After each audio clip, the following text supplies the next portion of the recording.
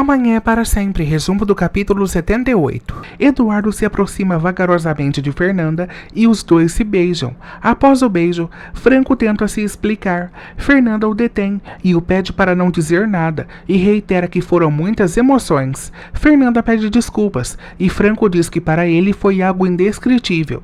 Fernanda diz que não deveria ter acontecido. Franco responde que já esqueceu. Marina e Vênus comentam quanto Gardênia ficou incomodada com a presença das duas. Com ciúmes, Gardênia pergunta a Steve pelo paradeiro de Eduardo e demonstra sua insatisfação com Vênus. Fernanda diz a Franco que não sabe quantas injustiças aconteceram ao seu redor e lamenta estar descobrindo isso tão tarde.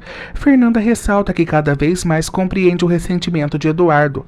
Nesse instante, Franco lhe observa. Fernanda diz que no início sentiu muita raiva de Eduardo e não podia imaginar a dor que estava o causando. No entanto, admite que a culpa foi dela, pois ela permitiu essas injustiças. Franco fica emotivo e com a borda dos olhos avermelhadas. Franco orienta Fernanda a cuidar de sua tristeza. Fernanda não compreende. Franco orienta que Fernanda olhe para dentro de si e procure a tristeza que está enraizada e a cure. Fernanda pergunta como é possível curar a si mesmo. Franco explica que não se pode ajudar os outros até que se tenha curado as próprias feridas. Bárbara entrega a Artêmio o contrato da sociedade entre a Lactus e a Power Milk. Artêmio analisa o documento minuciosamente.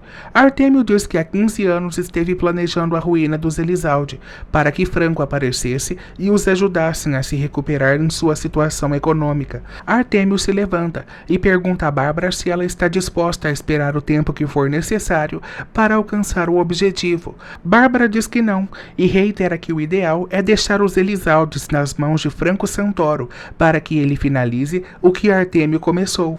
Artêmio fica furioso e diz que jamais permitirá que um estranho concretize sua vingança. Artêmio ressalta que quer Gonçalo Elizalde humilhado, arruinado e vivendo na mais assustadora das misérias. Bárbara propõe destruírem Franco Santoro. Artêmio se opõe e diz que Franco não é um obstáculo e reitera que deve haver alguém lhe dando ordens. Bárbara explica que enquanto tentarem descobrir quem é essa pessoa, o grupo Lactus se recuperará da ruína. Artêmio diz que isso é apenas uma questão de dinheiro e que Bárbara deve continuar cuidando. Artêmio diz que para ele o que o encoraja a viver é a expectativa de ver Gonçalo completamente destruído. Agora que vai viver com Santiago, Aurora resolve doar as roupas de Dominga e entregar seus canários às freiras do orfanato onde foi criada. Artêmio diz a Bárbara que o mérito de destruir Gonçalo será todo dela. Bárbara o questiona se após isso terá sua liberdade. Artêmio a questiona quando ela perdeu.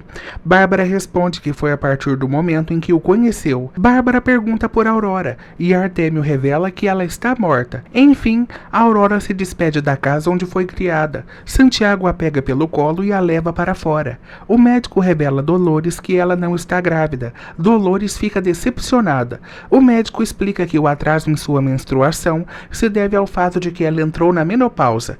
Priscila conta a Aníbal que corre o risco de perder o bebê.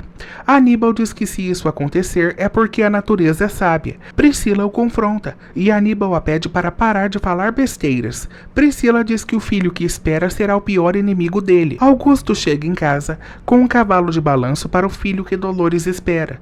Dolores lhe revela que não está grávida e seu atraso se deve à entrada na menopausa. Augusto consola Dolores e lhe oferece seu apoio. Após fazerem amor, Bárbara diz a Gonçalo que tem medo do que pode lhe acontecer.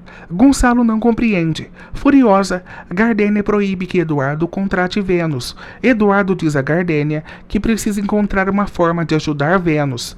Gardênia sai de seu escritório batendo o pé.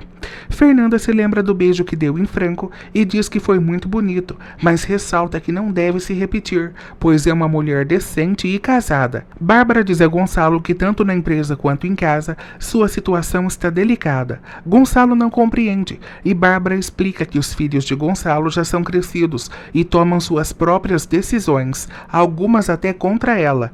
Gonçalo diz que não vê problema nos filhos tomarem decisões. Bárbara explica que caso Gonçalo venha a faltar, voltar. É provável que ela fique desamparada e sem nada.